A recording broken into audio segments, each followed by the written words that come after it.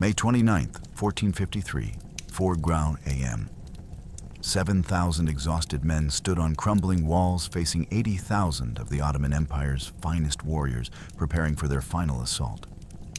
Behind them, 1,000 years of Christian civilization. Ahead, certain death. By sunrise, the city that had defied siege for a millennium would fall, and the last Roman emperor would vanish into legend, sword in hand. Think about those numbers. 7,000 against 80,000. An 11.1 disadvantage. The fate of Eastern Christianity, the gateway between East and West, and the final remnant of Rome itself hung on walls that were literally crumbling under the largest cannons ever built. Yet by the end of this video, you'll understand how they held for 53 days against impossible odds. I'm about to reveal 3 things that will shatter everything you thought you knew about medieval siege warfare. First, the single unlocked gate that doomed an empire. Second, why the Ottoman sultan wept when his soldiers breached the walls. And third, the emperor's final words before he tore off his imperial regalia and charged to his death. But here's what makes this truly haunting. How did 7,000 men hold against the largest siege cannons in history firing 200-pound stone balls? Why did the Ottomans nearly give up after 50 days of failure? What tactical genius kept an empire alive when every calculation said it should have fallen in days? And how did one unlocked postern gate unravel the greatest defensive stand in history? To understand how Constantinople fell, we need to go back to when the Queen of Cities prepared to face her executioner. November 1452. Constantinople, once the greatest city in the world, had shrunk to barely 50,000 souls rattling around inside walls built for 500,000. The Byzantine Empire, heir to Rome itself, had been reduced to a city-state, surrounded on all sides by Ottoman territory. Emperor Constantine XI's Palaiologos ruled over 12 miles of walls, some scattered territories in the Peloponnese, and the fading dream of a 1,000-year legacy. Yet when Sultan Mehmed II's ambassadors arrived demanding surrender, Constantine's answer was simple. Come and take it. Think about that for a second. The Byzantine Empire, which had once stretched from Spain to Persia, which had commanded armies of 150,000 men and fleets of 2,500 warships, now controlled less territory than a minor Italian city-state. Constantine XI's entire military force numbered perhaps 5,000 soldiers, fewer men than a single Roman legion had commanded a millennium earlier. His annual revenue was so depleted he couldn't afford to pay his own palace guard. The empire that had preserved classical civilization through the Dark Ages, that had turned back Arab invasions for 400 years, that had been the richest state in Christendom, was now so poor its emperor pawned the crown jewels to Venice and Genoa for loans that would never be repaid. But here's what makes Constantine's defiance genuinely insane. He knew exactly what was coming. Ottoman scouts were already surveying the walls, mapping fields of fire, identifying weak points. Mehmed II controlled an empire of 2 million subjects and could field armies the Byzantine Empire couldn't imagine anymore.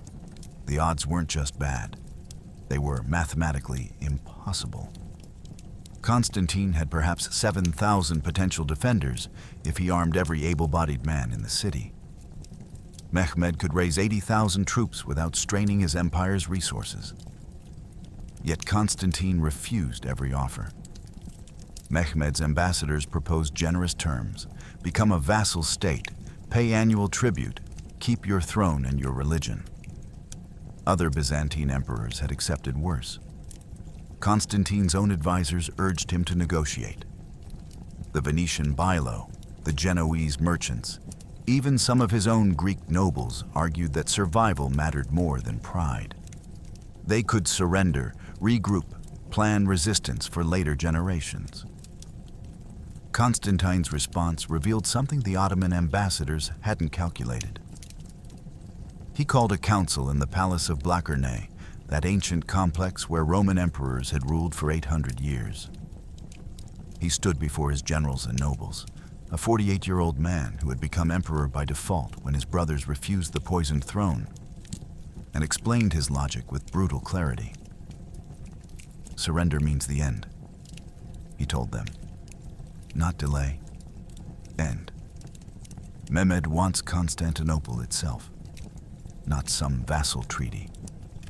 He wants what every Ottoman sultan has wanted: to plant the crescent on Hagia Sophia's dome and erase Rome's final shadow from the earth." The emperor was right. Mehmed had already named the city Istanbul in his private correspondence. He was building the siege guns before negotiations had even concluded. Here's where it gets genuinely fascinating.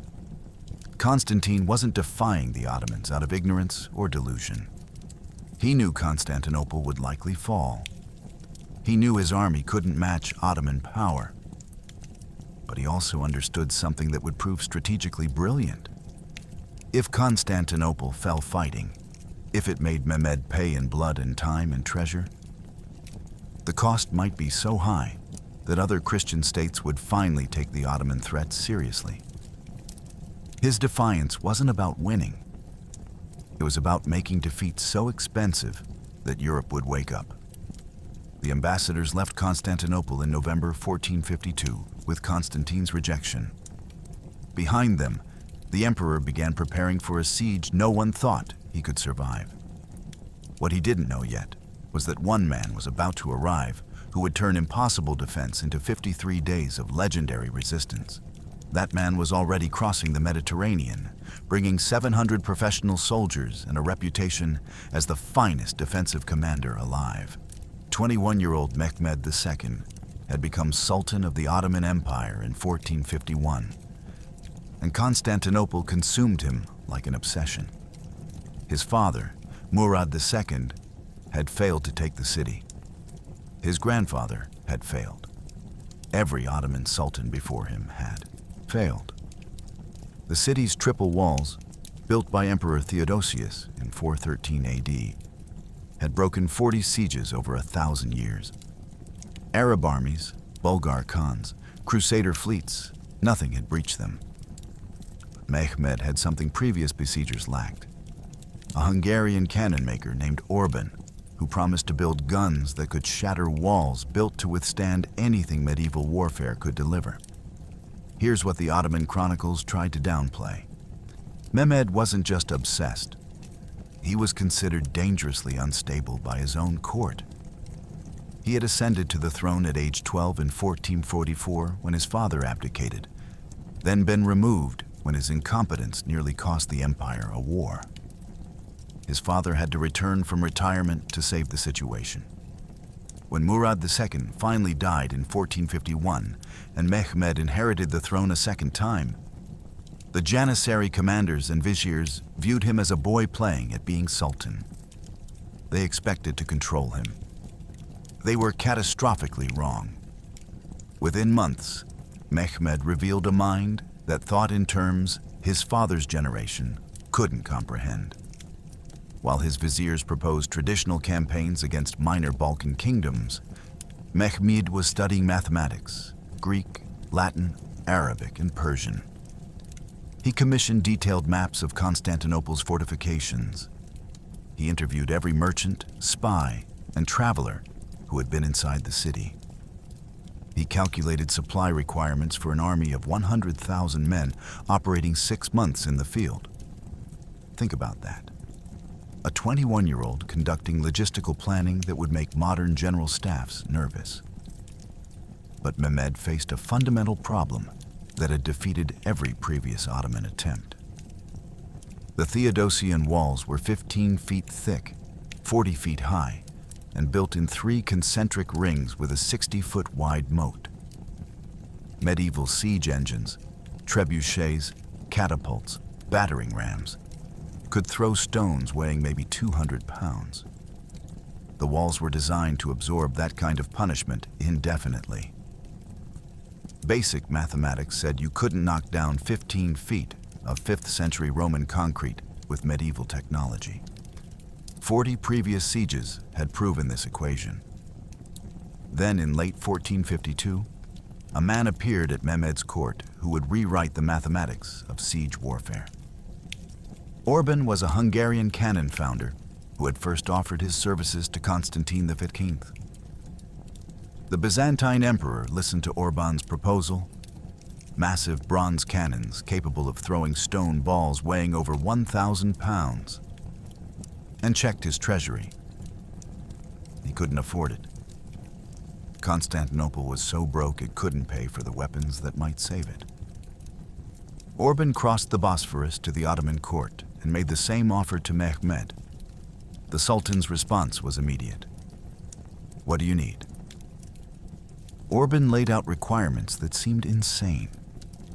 He needed a foundry complex built from scratch at Edirne, 140 miles from Constantinople.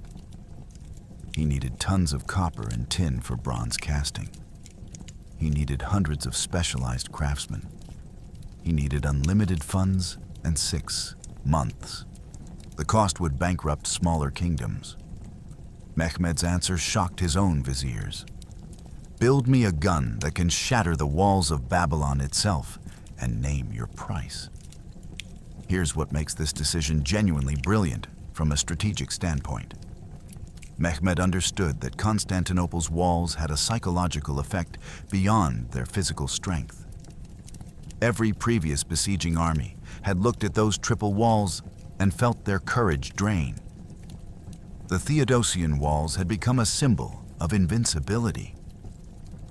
Mehmed calculated that breaking that psychological barrier mattered as much as the physical one. If he could shatter those ancient walls that had stood for 1,000 years, the shock would paralyze the defenders and terrify the rest of Europe. By January 1453, Orban's foundries were running day and night, and smoke from the casting fires could be seen for miles. Byzantine spies reported the scale of the operation to Constantine XI. They were building the largest cannons in human history. The question wasn't whether Mehmed would attack. The question was whether walls built to withstand anything the ancient world could throw at them would survive what the modern world was creating. January 1453. In the foundries of Edirne, Orban's monster took shape. The basilica cannon, 27 feet long, 8 feet in diameter at the muzzle, weighing over 18 tons. It required 60 oxen and 200 men to move, and could fire a 200-pound granite ball over a mile. When test fired, the sound could be heard 10 miles away, and the ball buried itself 6 feet into earth. Constantine's engineers heard the reports and calculated the mathematics of destruction. The Theodosian walls were 15 feet thick, designed to resist battering rams and catapults hurling 100-pound stones.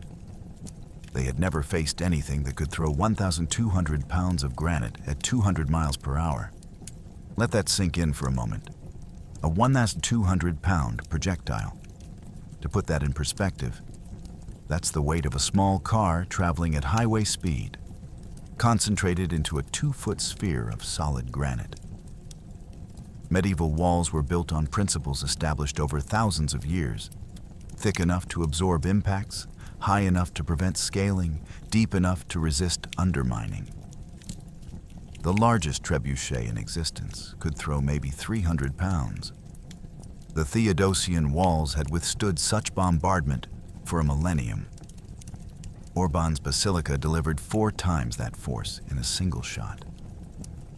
But here's what the chronicles don't tell you. The basilica wasn't just one cannon. It was the flagship of an entire artillery revolution. Orban supervised the casting of 69 additional bronze cannons in those Edirne foundries. Some were massive 15-ton pieces firing 600-pound balls. Others were smaller culverins designed for rapid fire. Together, they represented more artillery firepower than had been assembled in human history. The bronze alone required melting down thousands of church bells, cooking pots, and copper ingots from across the Ottoman Empire. The cost was staggering. Estimates suggest Mehmed spent 100,000 gold ducats on artillery alone, enough to fund a major European kingdom's entire annual military budget. The transportation of the Great Basilica from Edirne to Constantinople became a military operation in itself. February 1453.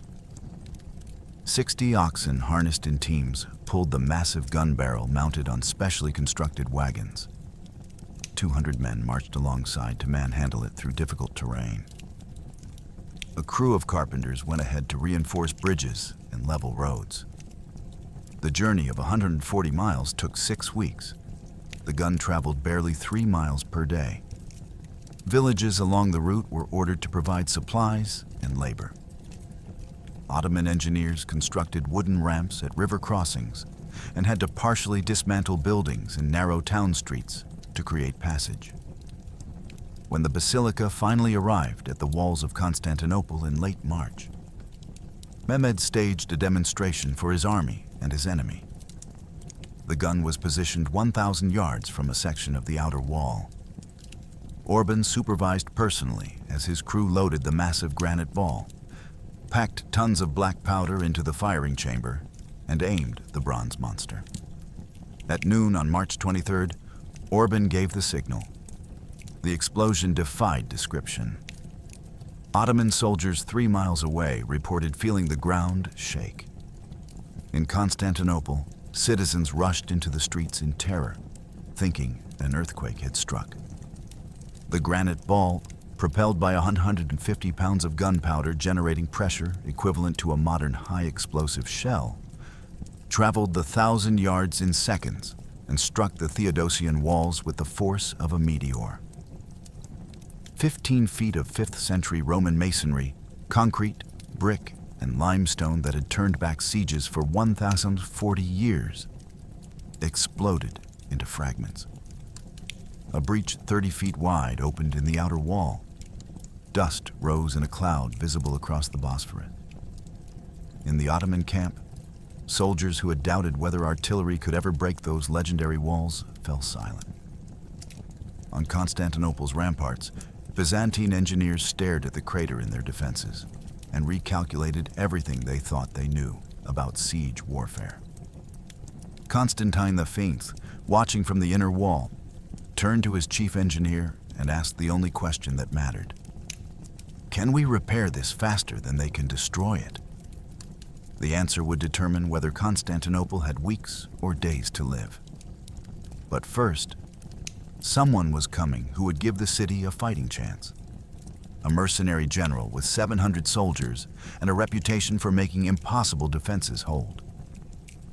Giovanni Giustiniani Longo arrived in Constantinople on January 26, 1453. With 700 professional soldiers from Genoa and the Republic of Chios, he was 42 years old, a veteran of a dozen sieges, and widely considered the finest defensive commander in the Mediterranean. Constantine XI appointed him overall military commander immediately, superseding Byzantine generals who had known nothing but retreat for decades. Giustiniani examined the walls, calculated the Ottoman forces gathering in Thrace, and told the emperor the truth. With 7,000 men, he could hold for perhaps 2 months. After that, unless relief came from the west, mathematics would prevail over courage. Here's what made Giustiniani legendary even before Constantinople. He had held Kaffa against a Tatar army of 15,000 with just 300 defenders. He'd broken a Hungarian siege of Thessalonica when the situation seemed hopeless. At Mytilene, he'd engineered a defense so brilliant that attacking forces suffered 3.1 casualties and withdrew after 3 weeks. His reputation was built on a simple principle. Sieges were mathematics, and if you calculated correctly, you could make even hopeless numbers work. The Italian city-states paid him fortunes because he delivered what he promised. He kept walls standing when everyone else said they'd fall. But when Giustiniani walked Constantinople's 12 miles of fortifications in late January, even his legendary confidence was shaken. The Theodosian walls were magnificent, triple-layered defenses that had turned back armies for a millennium. But they required massive garrison forces to defend properly. Military engineers calculated that holding 12 miles of walls against a determined assault needed at least 30,000 soldiers. 10,000 on the walls themselves, 10,000 in reserve for counterattacks, and 10,000 for rotating rest. Constantine had perhaps 5,000 Byzantine troops, many of them untrained militia. Giustiniani's 700 Genoese professionals and maybe 2,000 additional foreign volunteers brought the total to approximately 8,000 maximum. Think about that ratio. 12 miles of walls, that's 63,000 feet of fortification. With 8,000 defenders, that meant one soldier per 8 feet of wall. No reserves, no rotations, no rest. If the Ottomans attacked everywhere simultaneously, simple mathematics said the defense would collapse. Byzantine generals had been managing this impossible equation through denial and prayer. Giustiniani brought something more practical, brutal, tactical honesty. His first act as military commander was controversial but brilliant.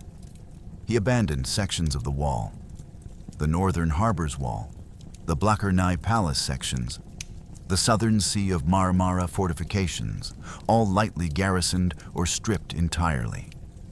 Every available soldier was concentrated on the western land walls, particularly the Mesoteikion section, the middle valley where 5 gates punctured the defenses. This was where the Ottomans would concentrate their assault. This was where the battle would be decided. Giustiniani positioned his 700 Genoese professionals at this critical section, backed by the best Byzantine troops. He organized the defense into companies of 100 men, each commanded by an Italian or Byzantine captain he personally vetted. He established a reserve force of 500 soldiers who could move rapidly to any threatened section. But here's where Giustiniani's genius became genuinely revolutionary. He didn't just organize soldiers, he organized labor. Every citizen capable of carrying a basket was conscripted into repair crews. When Ottoman artillery blasted breaches in the walls, these crews would fill them with rubble, timber, earth, and barrels packed with dirt. Giustiniani calculated that if repair crews worked all night, they could rebuild what artillery destroyed during the day. It was a race between destruction and reconstruction, and everything depended on maintaining that pace. Constantine XI, watching Giustiniani transform his demoralized garrison into a functional fighting force in just 6 weeks, asked him directly, "Can we win?" Giustiniani's answer was honest. "We can't win, but we can hold long enough that someone in the West remembers they need Constantinople alive. 2 months, maybe 3 if we're lucky and they're careless.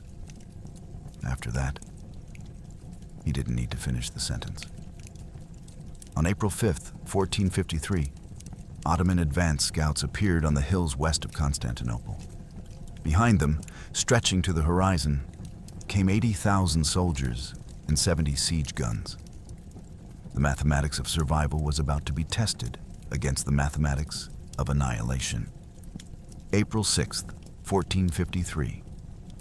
The Ottoman army completed its encirclement of Constantinople. Mehmed had assembled the largest siege force in Islamic history. 80,000 regular infantry, 20,000 elite janissaries, 70 heavy siege guns including Orban's monster, hundreds of lighter cannon, and 126 ships blockading the sea approaches. Constantine's defenders numbered approximately 7,000, 2,000 Byzantine soldiers, 3,000 armed citizens, and 2,000 foreign mercenaries and volunteers, mostly Italian. The odds were 11.1 in infantry alone. In artillery, the disparity was absolute. The Byzantines had 26 guns, mostly small pieces. The Ottomans had enough firepower to reduce a mountain. From the ramparts of the Theodosian walls, Byzantine soldiers watched the Ottoman deployment with growing dread. The army didn't just arrive. It manifested across the landscape like a flood. Tents stretched from the Golden Horn to the Sea of Marmara, a city of canvas larger than Constantinople itself. Banners marked regimental positions, Anatolian infantry from the east, Rumelian troops from the Balkans, Syrian and Egyptian contingents, Albanian mercenaries, Serbian heavy cavalry. Mehmed had summoned warriors from every corner of his empire, and they came bearing weapons from a dozen military traditions. But here's what made this siege unprecedented in scale. Ottoman logistics officers had calculated supply requirements with terrifying precision. An army of 100,000 men and 20,000 horses required approximately 100 tons of food and 200 tons of fodder daily. Mehmed's supply train stretched 50 miles back toward Adrianople, wagon after wagon carrying grain, dried meat, arrows, cannonballs, gunpowder, timber, rope, tools. He had stockpiled enough supplies for a 6-month siege. Constantine's entire city had perhaps 3 months of food if rationing began immediately. The artillery deployment revealed Mehmed's tactical sophistication. The great basilica was positioned 200 yards from the St. Romanus Gate, the weakest point in the Mesotaikion section. Surrounding it were 14 additional heavy guns in a concentrated battery designed to pulverize a single section of wall. Another battery of 15 guns targeted the Blachernae Palace walls at the northern end of the land defenses. A third battery of 12 guns aimed at the sea walls along the Marmara coast. The remaining guns were distributed along the entire western wall to prevent Constantine from concentrating his defenders. Think about that strategy. Simultaneous bombardment of multiple sections, forcing defenders to spread thin or risk total breakthrough at any weakened point. The Janissary Corps positioned themselves in camps directly behind the main artillery batteries. These were Mehmed's elite infantry. 20,000 men recruited as boys from Christian families, converted to Islam, trained from childhood in warfare, loyal only to the Sultan, equipped with the finest weapons and armor the empire could provide. They wore distinctive white felt caps and carried composite bows, scimitars, and the newest technology, matchlock arquebuses. These primitive firearms were inaccurate but psychologically devastating, producing smoke, noise, and wounds that terrified soldiers who had never faced gunpowder weapons. Giustiniani, surveying the Ottoman deployment from the inner wall, made calculations that churned his stomach. Under standard siege doctrine, attackers needed 3.1 numerical superiority to successfully storm defended walls. The Ottomans had 14.1 superiority. Standard doctrine said each heavy cannon could fire perhaps 3 to 4 times per day before overheating became dangerous. The Ottomans had enough guns to maintain nearly continuous bombardment by rotating batteries. Standard doctrine said sieges lasted until the besieged ran out of food or ammunition. Constantinople would run out of both long before the Ottomans. Constantine XI stood beside Giustiniani on that first evening, watching Ottoman campfires light up the hills like a constellation fallen to earth. "They've brought enough force to conquer kingdoms," the emperor said quietly. "And they're using all of it against one city." "Not just any city," Giustiniani replied. "The city.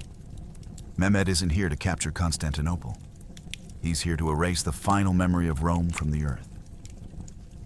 On April 11th, 5 days after encirclement was complete, Mehmed sent his final offer of surrender under a white flag. Constantine's response was delivered by a single messenger. The city is not mine to surrender. It belongs to God and to all Christians. The next morning, every Ottoman gun opened fire simultaneously, and the world learned what artillery could do to walls built before gunpowder existed. The Golden Horn, Constantinople's northern harbor, was the city's Achilles heel. If Ottoman ships entered, they could attack the weakest section of walls from the sea. But a massive chain boom stretched across the harbor mouth between Constantinople and Genoa's colony at Galata kept the Ottoman fleet out. On April 12th, Mehmed's navy attempted to force the boom with 145 ships. The Venetian captain Gabriele Trevisano commanded 7 warships defending the chain. For 3 hours, Byzantine Greek fire, the napalm of the medieval world, turned the harbor mouth into an inferno. 20 Ottoman ships were sunk or captured. The rest retreated. The boom held, and the northern walls remained safe. For now. The boom chain itself was an engineering marvel that had protected Constantinople for centuries. Iron links the size of a man's forearm, each weighing 60 pounds, stretched across 1,500 feet of water from the city walls to the Galata Tower. The chain floated on massive wooden logs, rising and falling with the tide, but remaining taut enough to tear the hull from any ship that attempted to ram through. It had stopped Arab fleets in the 8th century, turned back Bulgar raiders in the 10th, and now stood as the last barrier between Mehmed's 126 warships and Constantinople's vulnerable northern defenses. Here's what made those northern walls so critical. The land walls facing west were 40 feet high, triple-layered, defended by thousands of soldiers.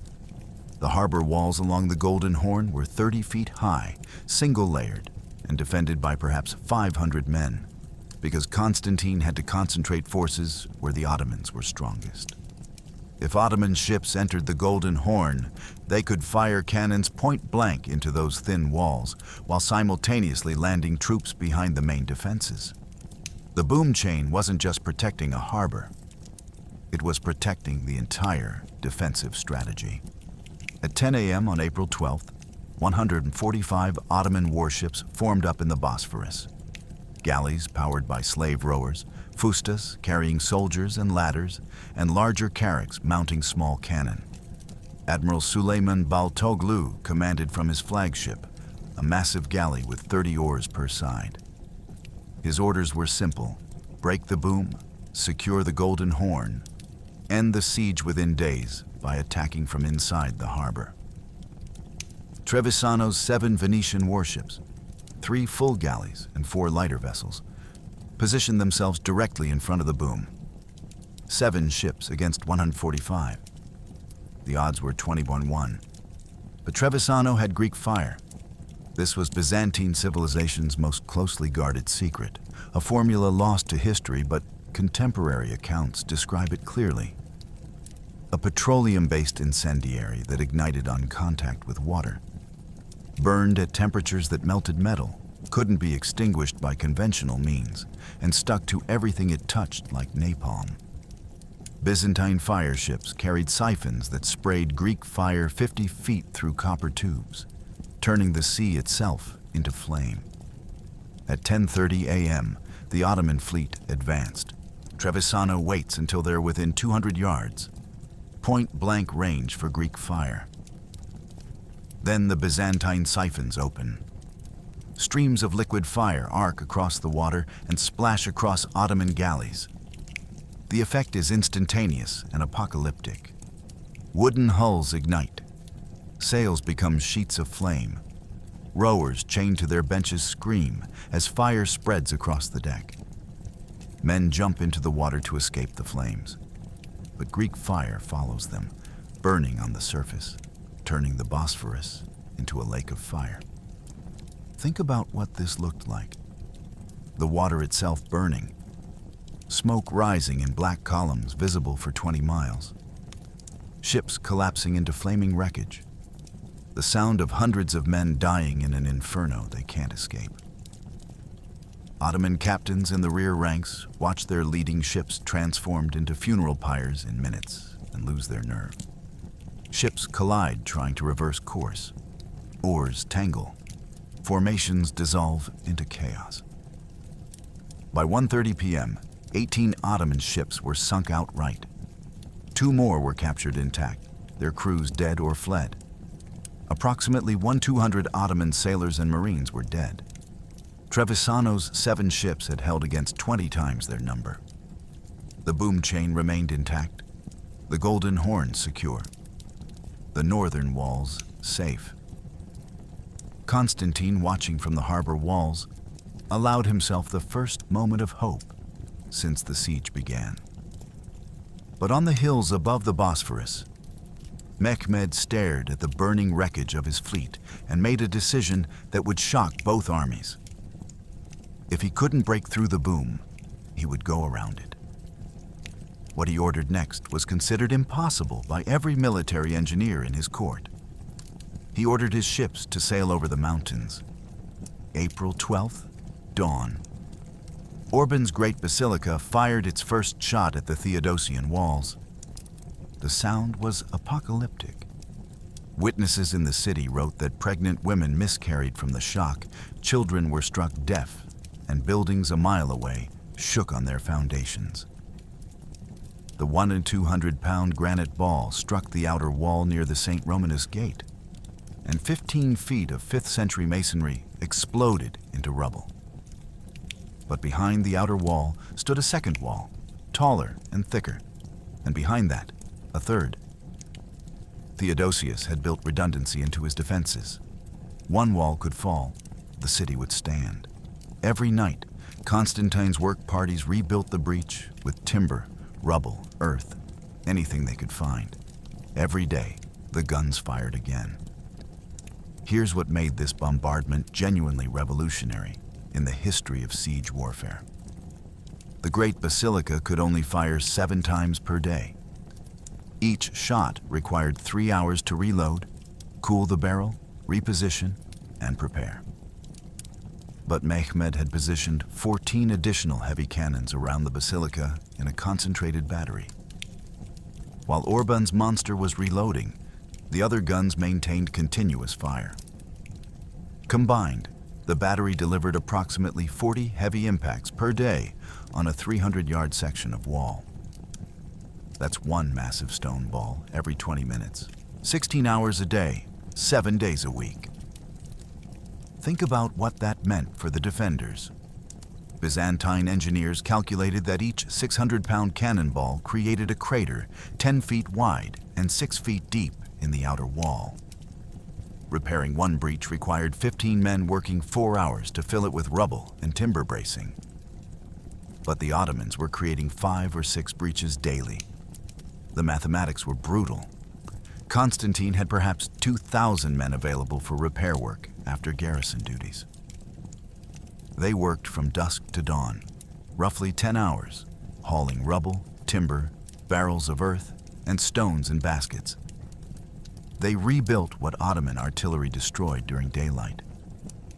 Then sunrise came, the guns fired again, and their night's work exploded into fragments. But here's where Giustiniani's defensive genius became apparent. He wasn't trying to preserve the walls intact. That was impossible against this firepower. Instead, he was managing controlled collapse. The outer wall absorbed the bombardment and collapsed into the moat in front of it, gradually filling the 60-foot wide ditch with rubble. This created a crude ramp, yes, but also gave attackers terrible footing. Broken stone, timber stakes, and debris that would slow any assault. Meanwhile, the middle wall behind remained largely intact because most artillery focused on the outer wall. And the inner wall, tallest and thickest, stood untouched 60 feet further back. The bombardment created its own rhythm, a daily cycle of destruction and desperate repair that would continue for 46 days. At 5 a.m., Ottoman gun crews began their work. At 9 p.m., as darkness made accurate firing impossible, the guns fell silent. Byzantine repair crews emerged from the city like an army of ants, carrying baskets of rubble, pushing carts loaded with timber, working by torchlight to rebuild what had been destroyed. Women, children, monks, merchants, everyone capable of lifting a stone joined the work parties. Giustiniani rotated crews every 4 hours to prevent exhaustion, but by the second week, men were collapsing from fatigue. The psychological toll was as devastating as the physical damage. The guns fired with irregular intervals, impossible to predict. Soldiers on the walls never knew when the next impact would come. Some men broke under the strain, refusing to man their posts. Giustiniani had 2 deserters hung from the ramparts as a message. Death from Ottoman artillery was probable, but death for cowardice was certain. By April 17th, after 5 days of continuous bombardment, the outer wall of the Mesoteichion section had been reduced to rubble along a 200-yard front. The moat was half filled with broken masonry.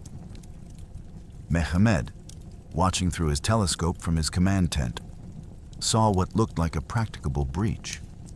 Gaps in the defenses wide enough for assault columns to penetrate.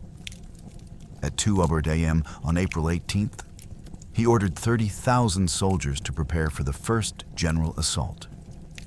The guns had done their work. Now men would test whether courage and numbers could finish what artillery had begun. On Constantinople's walls, sentries spotted torches moving in the Ottoman camps, thousands of them, like a river of fire flowing toward the walls. Then April 18th, 2 a.m. Mehmed ordered the first general assault to test the defenses before the bombardment had done its full work. 30,000 Ottoman infantry advanced in darkness toward the Mesoteichion, the middle section of the western wall where 5 gates punctured the defenses. They came in waves, irregulars first, armed with ladders and grappling hooks, then regular infantry, then janissaries in reserve. They met a wall of fire. Byzantine soldiers and Italian crossbowmen fired from the ramparts in coordinated volleys. Greek fire grenades burst among the attacking columns. Giustiniani's Genoese, armored in full plate, held the most dangerous sections, fighting hand to hand when Ottomans reached the walls. By dawn, 2,000 Ottoman dead carpeted the ground before the walls. Byzantine losses, 83. The first wave consisted of 12,000 Bashi bazooks. Irregular troops, poorly armed peasants and adventurers promised plunder if the city fell. Mehmed used them as human ammunition, expendable soldiers meant to exhaust defenders and identify weak points. They charged through the darkness screaming war cries, carrying scaling ladders constructed from whatever timber they could scavenge. Most ladders were too short, poorly built, breaking under the weight of climbing men. But Mehmed didn't care about their survival. He cared about forcing Constantine to reveal his troop positions and commit reserves. Here's what the Ottoman commanders didn't expect. Giustiniani had spent 6 weeks drilling his defenders in coordinated volley fire, a tactic almost unknown in medieval siege warfare. Instead of soldiers firing individually as they reloaded, he organized them into ranks. First rank fires, kneels to reload. Second rank steps forward, fires, kneels. Third rank fires. By the time the third rank finished, the first rank had reloaded. The result was continuous fire, 60 arrows or crossbow bolts per minute from every 100-yard section of wall. At 2:15 a.m., the Bashi bazooks reached the rubble-filled moat and began scrambling across broken stone toward the breaches. Byzantine archers on the walls released their first volley, then the second, then the third. Men climbing rubble slopes made perfect targets. Slow, exposed, backlit by Ottoman campfires. Arrows found necks, chests, legs. Crossbow bolts punched through shields and light armor. The Bashi bazooks died in heaps at the base of the walls, but more kept coming. driven forward by Ottoman officers behind them with whips and swords. Some reached the walls and raised their ladders. Here's where Giustiniani's Genoese professionals earned their legendary reputation. These men wore full plate armor, 65 pounds of steel that made them nearly invulnerable to arrows and light weapons. They positioned themselves at the most threatened breach points, 4 men to every ladder. As Ottomans climbed, the Genoese waited until attackers' heads appeared over the parapet, then struck with war hammers, axes, and swords. No mercy, no hesitation. A Genoese sergeant named Marco Diedo personally killed 14 Ottoman soldiers in 30 minutes, pushing their bodies off the walls to crash onto climbers below. At 3:30 a.m., Mehmed committed his second wave. 10,000 regular Anatolian infantry, better equipped and trained than the irregulars. They advanced in organized columns, carrying proper siege equipment, reinforced ladders, mantlets for arrow protection, and Greek fire of their own. This wave reached the walls in force, and for 45 minutes, fighting became hand-to-hand chaos. Ottoman soldiers gained footholds on the rubble-filled breaches. Byzantine defenders countercharged, pushing them back in vicious close combat. Giustiniani himself fought in the front rank, his armor dented by sword blows, his command staff surrounding him. Think about what this meant physically. These men fought for 4 straight hours in darkness, in full armor, swinging weapons that weighed 5 to 10 pounds, without rest. Byzantine soldiers who collapsed from exhaustion were dragged behind the lines, given water, and pushed back into combat minutes later.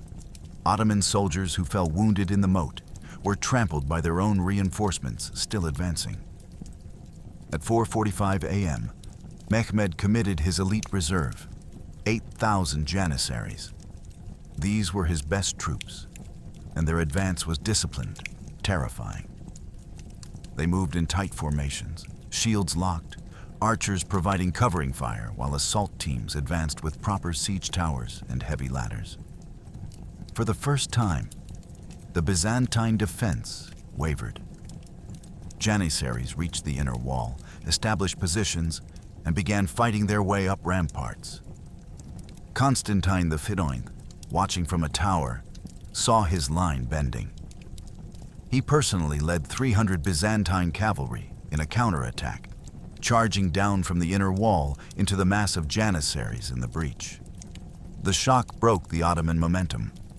For 20 minutes, Emperor and Sultan's elite troops fought at sword's length in the rubble-filled moat. Then dawn broke. Daylight revealed to the Janissary commanders what darkness had hidden. They were isolated, surrounded, taking casualties from 3 sides. At 6:15 a.m., Janissary trumpets sounded withdrawal. The assault collapsed. Ottoman soldiers retreated, carrying wounded, abandoning ladders and equipment. Giustiniani walked the walls at sunrise, counting bodies. Over 2,000 Ottoman dead lay in the moat and on the rubble slopes. Byzantine losses, 83 dead, 240 wounded. The mathematics told a brutal story. Defense behind walls, properly organized, could inflict 25.1 casualties even against overwhelming numbers. But Giustiniani knew what this victory actually meant. His men were exhausted, ammunition was depleted, the walls were more damaged than before. And Mehmed had gained exactly what? He wanted intelligence on Byzantine defensive tactics and proof that conventional assaults wouldn't work. The Sultan returned to his command tent and called for his engineers. If men couldn't take the walls, perhaps he could remove the walls themselves. From underneath. April 22nd, Mehmed achieved what military historians still call impossible. Unable to force the boom into the Golden Horn, he had his engineers construct a greased wooden road over the hill behind Galata, bypassing the boom entirely. On April 22nd, 70 Ottoman ships were dragged by oxen and manpower up one side of the hill, over the summit, and down the other side into the Golden Horn behind the boom. Byzantine defenders on the walls watched in horror as Ottoman vessels appeared where no ships should exist. The northern walls, thinly defended because they faced water, now faced a fleet. Constantine had to redeploy 500 irreplaceable soldiers from the western walls to defend the newly threatened sector. Here's what makes this operation genuinely insane from an engineering standpoint. The hill behind Galata rose 200 feet above sea level over a distance of roughly 1 mile. Ottoman engineers constructed a road using logs laid perpendicular as rollers, covered with planks greased with animal fat and soap. Each galley weighed approximately 30 tons, fully rigged. Moving one ship required teams of 60 to 80 oxen pulling from the front, with crews of 200 men pushing from behind and sides. The largest ships had to be partially disassembled, their masts removed, their oars detached, then reassembled after reaching the Golden Horn. The operation began at midnight on April 21st under absolute secrecy. Ottoman soldiers formed human chains to pass logs and planks up the hillside. Engineers positioned the first ship, a light fusta carrying 50 rowers, at the base of the hill. At 3 a.m., ox teams began pulling. The ship moved at roughly 100 feet per hour up the slope. By dawn on April 22nd, the fusta crested the summit. Byzantine sentries on the northern walls, expecting to see empty hillside, instead saw the silhouette of a ship's hull against the rising sun. On land, 200 feet above the sea. Think about what went through their minds in that moment. Ships don't appear on mountaintops. The laws of nature, of basic reality, seemed to have broken. Some sentries thought they were hallucinating from exhaustion. Others assumed it was some kind of elaborate deception, perhaps a wooden model meant to intimidate them. Then the ship began moving down the far slope toward the Golden Horn's northern shore. And they realized this was real. By 4 p.m. on April 22nd, 70 Ottoman vessels had completed the portage. 40 light fustas, 20 medium galleys, and 10 larger warships. Crews reassembled masts, attached oars, and launched into the Golden Horn's protected waters behind the boom chain that was supposed to keep them out forever. Ottoman sailors, exhausted from 18 hours of hauling ships over mountains, raised their on sails and rowed toward Constantinople's undefended harbor walls. Constantine XI received the report at 5 p.m. and understood immediately what this meant strategically. The northern walls along the Golden Horn stretched for approximately 3.5 miles, 18,000 feet of fortification. These walls were 30 feet high, single-layered, nothing like the massive triple walls facing the land approach. He had defended them with roughly 500 soldiers because the boom chain made naval attack impossible. Now 70 Ottoman ships carrying perhaps 3,000 Marines were inside the harbor, able to attack these weak walls from the sea while simultaneously threatening to land troops behind the main defenses. Giustiniani calculated the mathematics with growing dread. The western land walls, the main battleground, absolutely required 6,000 soldiers minimum to hold against 80,000 Ottomans. Pulling 500 men from that defense to reinforce the harbor walls meant stretching the already thin line even thinner. But leaving the harbor walls undefended meant certain breakthrough. There was no good choice, only catastrophic options. Here's where the Genoese colony at Galata added another layer of betrayal. Genoa was officially neutral in this conflict, maintaining trade relations with both Constantinople and the Ottomans. Their colony at Galata sat directly on the hills where Mehmed's portage road was constructed. Genoese officials claimed they had no authority to stop Ottoman engineering work on neutral territory. In reality, Genoese merchants were already negotiating favorable trade terms with Mehmed for after the city fell. They had chosen sides while maintaining the fiction of neutrality. Constantine redeployed 500 soldiers from the Mesotaikion section to the harbor walls on April 23rd. These men, who had been fighting for their lives against the main Ottoman assault, now had to defend an entirely new sector against ships that shouldn't exist. The western land walls, already understaffed, were now held by approximately 5,500 men facing 80,000. Mehmed, watching his fleet maneuver inside the Golden Horn from his command tent, allowed himself a rare smile. He had turned Constantinople's greatest defensive advantage, its protected northern harbor, into a liability. The siege had entered a new phase, but the Sultan wasn't finished. If ships could sail over mountains, perhaps his soldiers could march under walls. April 28th, midnight. Mehmed's engineers constructed a pontoon bridge across the Golden Horn to move troops and supplies to attack the now vulnerable northern walls. Constantine and Giustiniani planned a desperate counterstroke. A nighttime raid with fireships to burn the Ottoman fleet now trapped inside the harbor. At 1 a.m., 2 Venetian galleys towing fireships approached the Ottoman fleet. Then, disaster. A Serbian artillery officer in Ottoman service, a traitor who knew Byzantine tactics, spotted the attack and raised the alarm. Ottoman guns opened fire.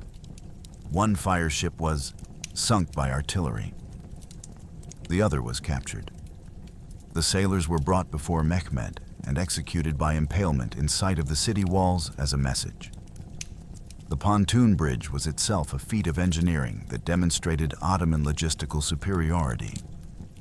Ottoman engineers lashed together 200 wine barrels to create floating platforms, then laid planks across them to form a roadway 500 feet long and 15 feet wide. The bridge connected the Ottoman positions on the Galata shore directly to the base of Constantinople's harbor walls. Now Mehmed could move artillery, assault troops, and siege equipment directly to the weakest section of defenses, without rowing vulnerable boats under fire from the walls. The bridge was completed in just 18 hours. Think about that. A functional military bridge nearly a third of a mile long, built in less than a day, capable of supporting artillery pieces weighing several tons. Constantine and Giustiniani understood immediately that this bridge changed the strategic equation catastrophically. Ottoman forces could now attack the harbor walls continuously without risking their fleet to Venetian warships. They needed to destroy either the fleet or the bridge before the Ottomans could fully exploit this advantage. The plan was desperate, but tactically sound. Use fireships, old vessels filled with pitch, tar, gunpowder, and anything flammable, to set the Ottoman fleet ablaze while it was trapped inside the harbor. The Venetian captain Giacomo Cocco volunteered to lead the attack with 2 galleys and 2 fireships. His crew consisted of 144 sailors and marines, men who knew this was likely a suicide mission, but understood the city's survival depended on eliminating the Ottoman fleet. The plan called for approaching at 1 a.m. under cover of darkness, when Ottoman sentries would be least alert. The galleys would tow the fireships to within 100 yards of the Ottoman fleet, light them, cut them loose to drift into the anchored enemy vessels, then retreat under the covering fire of Venetian warships still outside the boom. Here's what the Byzantines didn't know. A Serbian engineer named Jakub, who had served in the Byzantine Artillery Corps for 3 years before defecting to the Ottomans in 1452, was commanding an artillery battery on the Galata shore. Jakub knew Byzantine naval tactics intimately. He had helped plan similar fireship attacks during earlier conflicts. He was specifically watching for this exact countermove. At 1:15 a.m., Cocco's galleys emerged from the shadows of the sea walls, rowing silently toward the Ottoman fleet. The fireships trailed behind, dark silhouettes on darker water. They were within 300 yards of the Ottoman anchorage when Jakub spotted them, not by sight, but by sound. the distinctive rhythm of Venetian rowing, 3 oars per side, different from Ottoman rowing patterns. He raised the alarm instantly. What happened next unfolded with brutal speed. Ottoman artillery batteries on both shores opened fire simultaneously. Muzzle flashes lit the harbor like lightning. Cannonballs crashed into the water around Coco's galleys, sending up geysers of spray. One ball struck the lead fire ship, punching through its hull below the waterline. The ship began sinking immediately, its cargo of pitch and tar too heavy to stay afloat once the hull was breached. The second fire ship, now exposed and illuminated by artillery flashes, became the focus of concentrated fire. Coco tried to complete the mission. His crews lit the second fire ship despite being under direct fire. Flames erupted, turning the vessel into a floating torch. For a moment, it looked like the plan might work.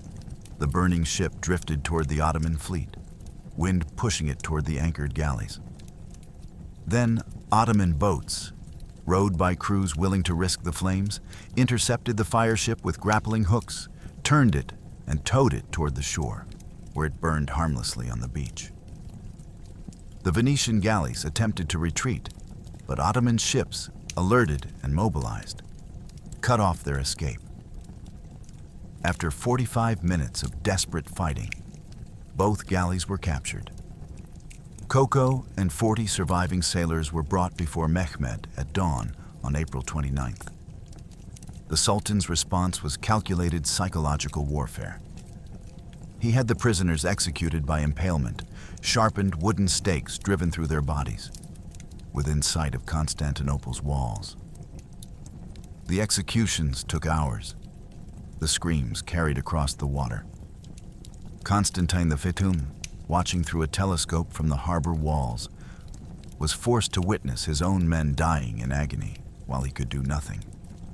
The message was clear. Resistance would be met with calculated brutality. Surrender was still possible. Defiance would result in this fate for everyone. But here's what Mehmed's brutality actually accomplished. It hardened Byzantine resolve rather than breaking it. Soldiers on the walls, watching their comrades impaled, stopped talking about surrender. If this was the mercy shown to prisoners during the siege, what would happen if the city fell by assault? Islamic law permitted 3 days of unrestricted looting and enslavement when cities refused surrender terms. The executions guaranteed the defenders would fight to the last man. By early May, the siege entered its most brutal phase. The fire ships had failed. The harbor was lost. The walls were crumbling under daily bombardment. And beneath the Mesotaikion section, Ottoman miners were digging tunnels that would bring the war underground. By May 1st, the great basilica cannon had fired over 200 times. Each shot required 3 hours to reload. Swab the barrel, position the massive ball, pack tons of powder, aim the enormous tube. The gun overheated constantly and cracked twice, requiring repairs. But it was only one of 70 heavy guns hammering the walls day and night. The focused bombardment on the Mesotaikion section created breaches faster than defenders could repair them. Ottoman miners dug tunnels under the walls to collapse them from below. Byzantine counter-miners, led by a Scottish engineer named John Grant, fought literal underground battles, breaking into Ottoman tunnels and fighting with knives and Greek fire in the dark. The siege had become three-dimensional: artillery above, mining below, and constant small assaults testing every section. Let that sink in. 200 shots from the Great Basilica alone meant 240,000 pounds of granite hurled at a 300-yard section of wall. Add the other 69 heavy cannons, each firing 10 to 15 times daily, and the Mesotaikion section absorbed approximately 1,000 impacts per day. That's one massive stone ball striking every 90 seconds during daylight hours. The outer wall, built in 413 AD from Roman concrete designed to last millennia was being pulverized into gravel. By May 1st, entire sections had collapsed into the moat, creating rubble ramps that would allow assault troops to charge directly at the inner defenses. But here's what made the bombardment psychologically devastating beyond the physical destruction. The guns fired with irregular timing, impossible to predict. A defender manning the walls never knew if the next shot would come in 30 seconds or 10 minutes. Men developed what modern psychology would call combat fatigue. Inability to sleep, uncontrollable shaking, some becoming catatonic from stress. Giustiniani reported that by early May, approximately 400 soldiers were combat ineffective due to psychological collapse. They could physically fight, but mentally they had broken. Then the war moved underground. Ottoman engineers began digging approach trenches and mining tunnels on April 25th. The principle was simple but terrifying. Tunnel under the walls, shore up the tunnel with timber supports, pack the end with gunpowder, ignite it, and collapse the wall from below. Ottoman miners, many from Bosnian silver mines where they'd spent lifetimes working underground, excavated approximately 50 feet per day. They dug multiple tunnels simultaneously. Estimates suggest 14 separate mining operations by early May. Constantine's salvation came from an unexpected source. John Grant was a Scottish mining engineer, possibly a mercenary, possibly just an adventurer who'd ended up in Constantinople. Historical records are vague on how he arrived, but crystal clear on what he accomplished. Grant understood countermining from experience in European sieges. He organized Byzantine countermining teams who dug their own tunnels to intercept Ottoman tunnels before they reached the walls. Here's where the war became genuinely nightmarish. Counterminers worked by sound, listening for Ottoman digging with their ears pressed against tunnel walls. When they heard enemy miners, they dug toward them. The two tunnels would meet in darkness 30 feet underground. What followed was combat in conditions that defy imagination. Pitch-black tunnels barely wide enough for one man, no room to swing weapons properly, fighting with knives and entrenching tools, breathing air thick with dust and smoke. Grant's crews carried Greek fire grenades into Ottoman tunnels. In one recorded engagement on May 3rd, a Byzantine countermining team broke into an Ottoman tunnel and unleashed Greek fire in the confined space. The petroleum-based compound ignited, turning the tunnel into a furnace. Ottoman miners died from burns and suffocation. The tunnel collapsed, burying both attackers and defenders. Grant lost 12 men. Ottoman casualties were estimated at 40. But Grant's most brilliant tactic was listening for and then flooding Ottoman tunnels. When counterminers detected digging, they would dig parallel tunnels, break through the walls, and pour barrels of water, sewage, anything liquid into Ottoman tunnels. Mining in saturated earth is nearly impossible. Tunnels collapse, timbers rot, air becomes unbreathable. Grant flooded at least 6 Ottoman mining attempts, drowning miners who couldn't evacuate fast enough. Think about what this meant for the men fighting this underground war. They worked 12-hour shifts in total darkness, knowing that at any moment the tunnel could collapse, flood, or be breached by enemy miners. Approximately 200 Byzantine counterminers died in tunnel collapses and underground combat by mid-May. Ottoman mining casualties were estimated at over 500. This was a separate, hidden war happening beneath the visible siege. By May 15th, the situation had reached mathematical certainty. Giustiniani's daily casualty reports showed the garrison declining. 6,800 effective soldiers on May 1st, 6,400 on May 10th, 5,900 on May 15th. Not just from combat. Disease, exhaustion, and desertion were consuming the defense. Meanwhile, Ottoman forces remained constant at approximately 80,000. The walls were failing, ammunition was running low. Food supplies, stretched by rationing, would last perhaps 3 more weeks. Constantine called a council on May 16th and asked the question everyone was avoiding. Should we negotiate surrender now, while we still have leverage? The room fell silent. Justiniani, exhausted beyond description, gave his assessment with brutal honesty. What he said next would determine whether Constantinople fought to the end or sued for peace while the city still stood. May 20th. Justiniani gathered his Italian captains for a brutal assessment. The walls were failing. The Mesoteikion section showed multiple breaches, crudely patched but indefensible against a determined assault. Ottoman mining had collapsed sections of the outer wall in 3 places. The harbor walls now faced ships that fired at point-blank range. Ammunition was running low.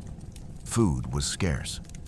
The garrison was exhausted from 40 straight nights of repair work and combat. Mathematically, the city could not hold more than another 2 weeks. Yet no relief fleet had appeared from Venice, from Genoa, from the Pope, from anyone.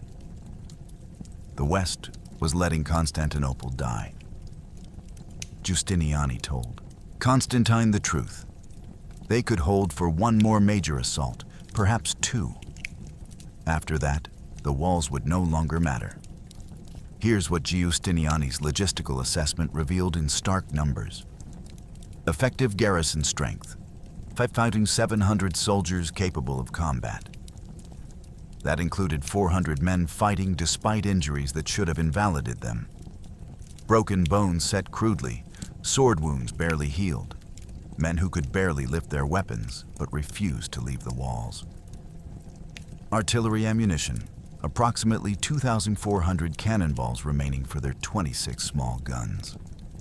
At current expenditure rates of 200 rounds daily, that meant 12 days of ammunition.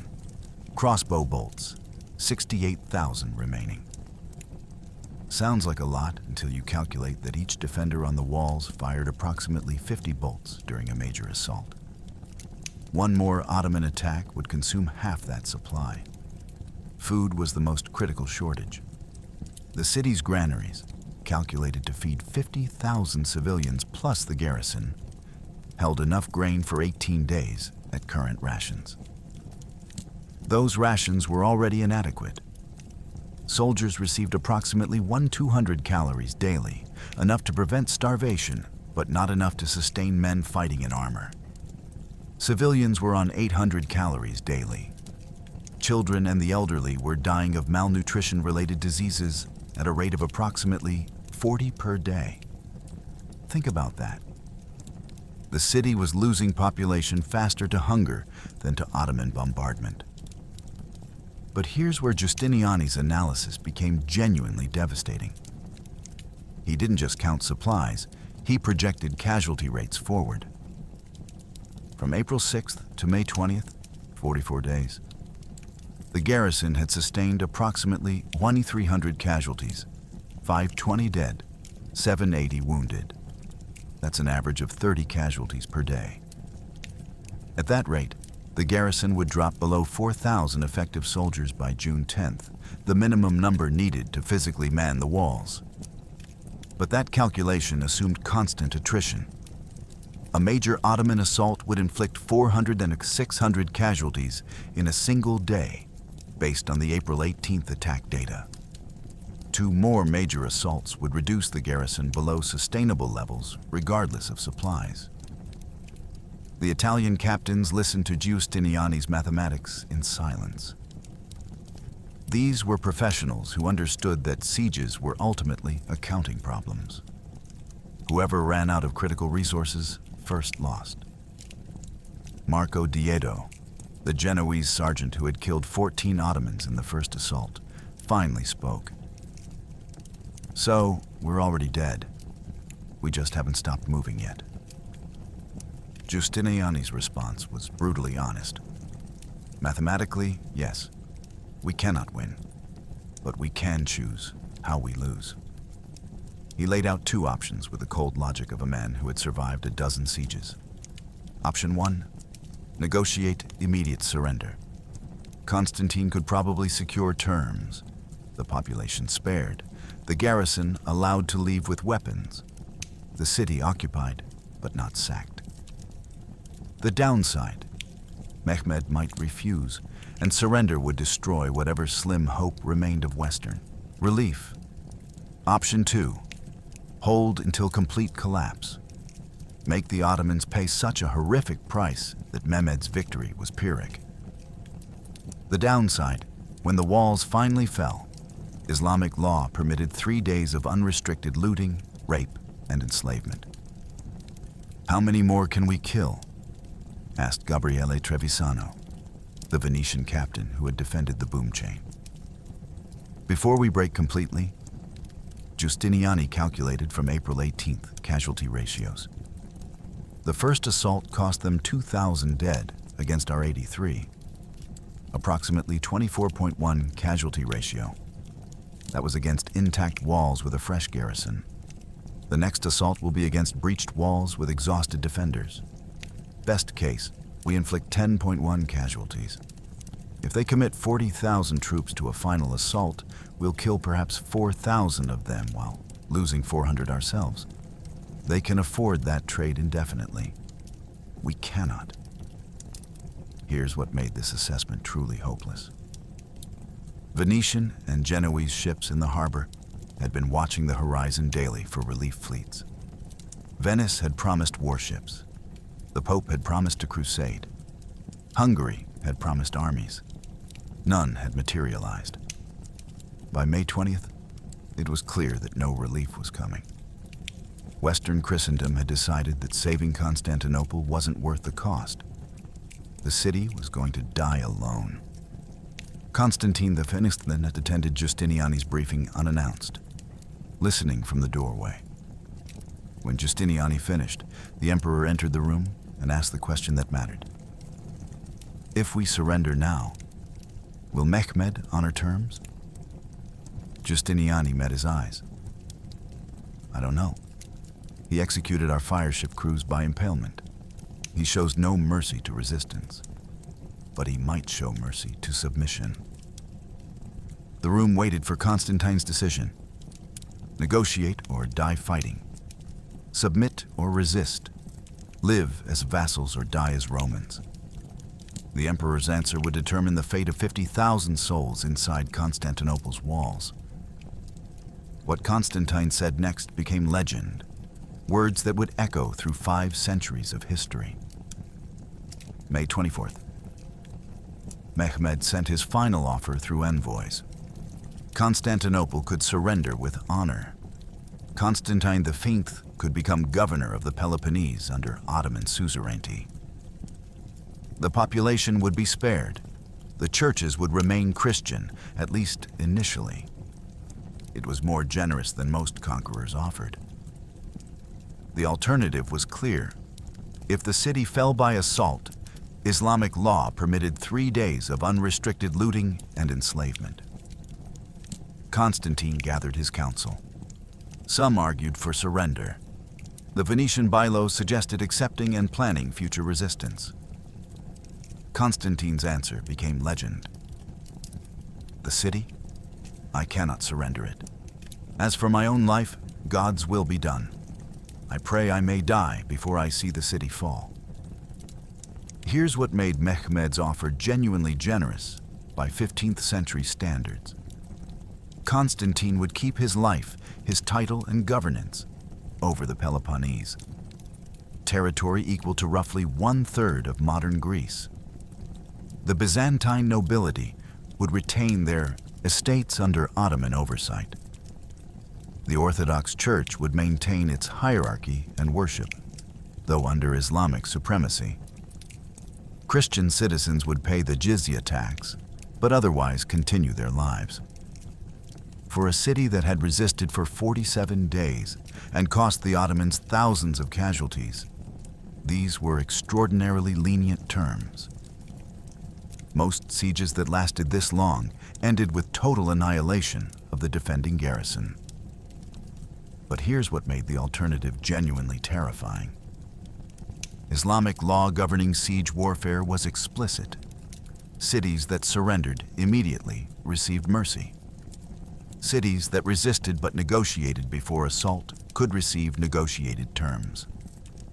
Cities that forced an assault and fell by storm were subject to 3 days of unrestricted pillage. Property, women, children, everything. The city became legally permissible plunder for the attacking army. 3 days. Think about what that meant for Constantinople's 50,000 remaining inhabitants. Historical precedent showed what 3-day sacks looked like. When Constantinople itself was sacked by the Fourth Crusade in 1204, Christian crusaders spent 3 days looting, raping, and murdering fellow Christians. Approximately 2,000 civilians were killed outright. Tens of thousands were raped. Priceless religious relics were melted down for gold. The city's library, containing texts dating to classical antiquity, was burned. When Mehmed's own grandfather, Sultan Bayezid, sacked Thessalonica in 1430, Ottoman soldiers enslaved 7,000 civilians in 3 days. The city never recovered its population. The Venetian bailo, Girolamo Minato, made the practical argument. Your Majesty, we can surrender now, preserve the population, and plan resistance once we've rebuilt strength. Venice will never accept permanent Ottoman control. Genoa won't either. Accept these terms, survive, and Constantinople can be liberated within a generation. Several Byzantine nobles nodded agreement. The mathematics of survival favored surrender.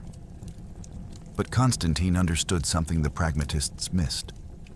He stood before his council in the palace of Blachernae, a 48-year-old man who had never wanted to be emperor, who had inherited a dying empire, who had spent 3 years watching everything collapse. "The city is not mine to surrender," he said quietly. "Constantinople belongs to God, to the Church, and to all Orthodox Christians. I am its steward, not its owner. I cannot trade the Queen of Cities for governorship of the Peloponnese." Here's where Constantine's refusal became about identity rather than tactics. Constantinople wasn't just a city. It was the last living connection to Rome, to Constantine the Great, who had made it the Christian capital in 330 AD, to 1,123 years of continuous Roman-Byzantine civilization. Surrendering Constantinople meant admitting that Rome had finally ended. Not conquered, not destroyed, but voluntarily surrendered. Constantine XI understood that how Constantinople fell would matter as much as whether it fell. "If we surrender," he continued, "Mehmed plants the crescent on Hagia Sophia's dome without firing another shot. If we resist to the end, if we make him pay for every foot of ground, the cost might exhaust his empire and give the West time to respond. Our defeat can be valuable if it's expensive enough." This was strategic calculus beyond conventional military thinking, losing well enough that the enemy's victory became a burden. The council debated for 7 hours. Justiniani, the professional soldier, argued both sides. Military logic said surrender. Historical honor said resist.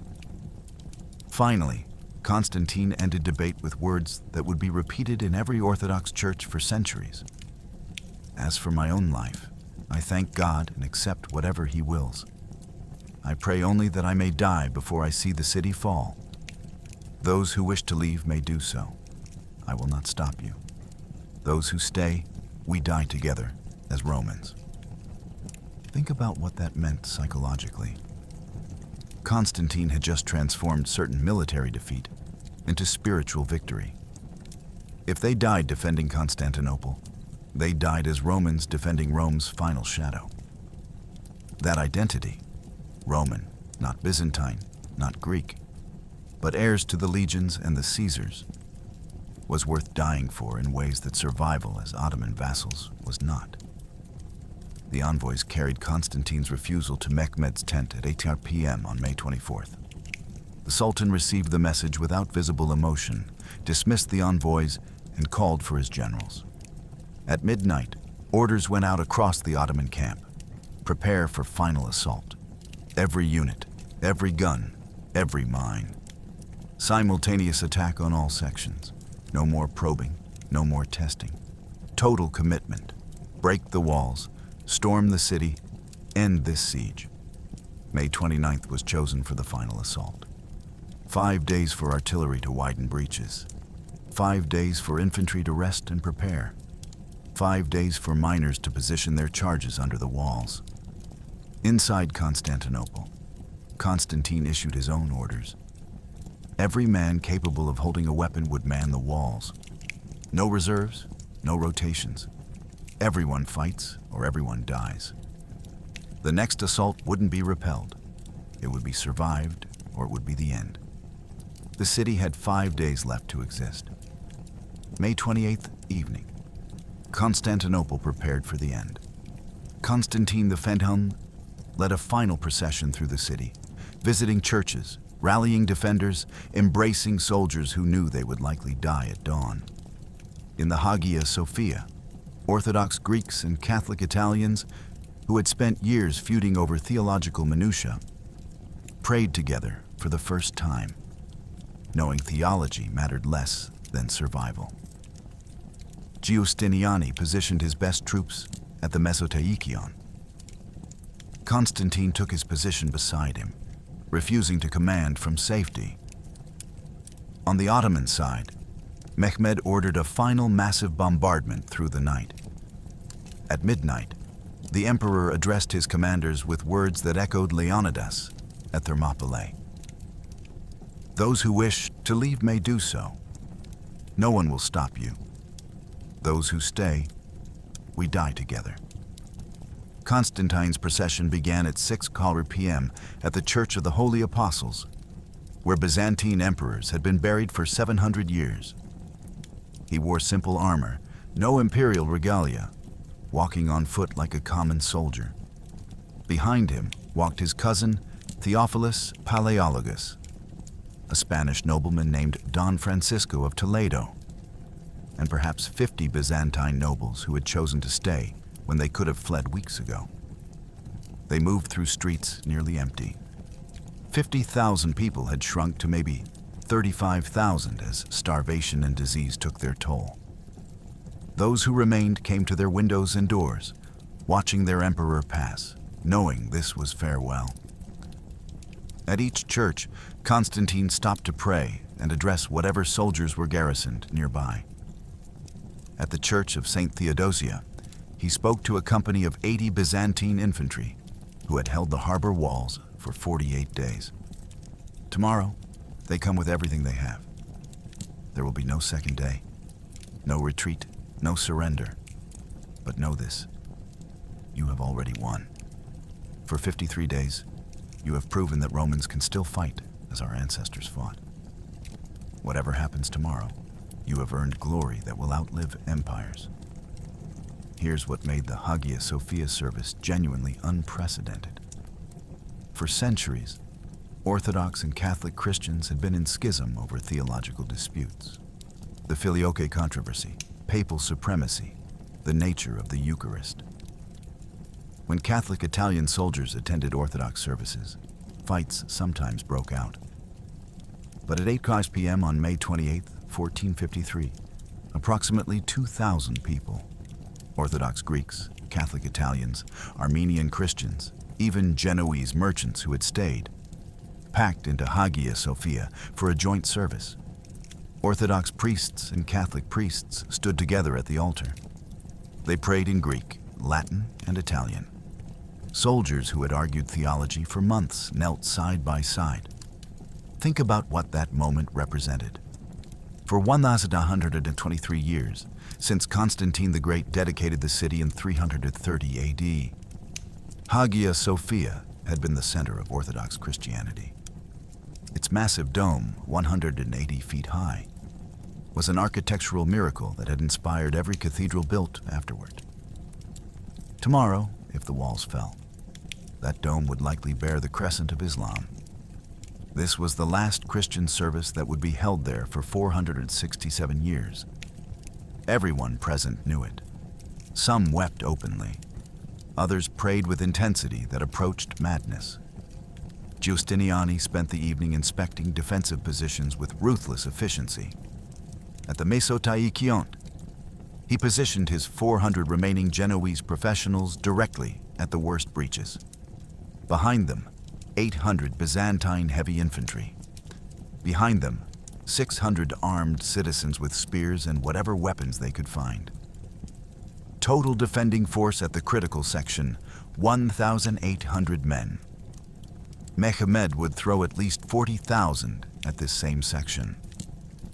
The mathematics were suicide, but Giustiniani calculated that if they held for even 2 hours, if they inflicted 5.1 casualties, they would kill 10,000 Ottomans before being overwhelmed. Make the victory expensive enough, and Mehmed might hesitate to attack other Christian cities. On the Ottoman side, Mehmed orchestrated the night with calculated psychological warfare. At 10 p.m., every cannon fired simultaneously, all 70 heavy guns, plus hundreds of smaller pieces. The bombardment continued until 2 a.m., 4 straight hours of thunder that made sleep impossible. Byzantine soldiers on the walls couldn't rest, couldn't relax, just endured continuous impacts that shook the ground. The bombardment was partly tactical, widening breaches, but mostly psychological. Break their nerves before breaking their walls. At midnight, Constantine gathered his senior commanders in a bombed-out house near the St. Romanus Gate.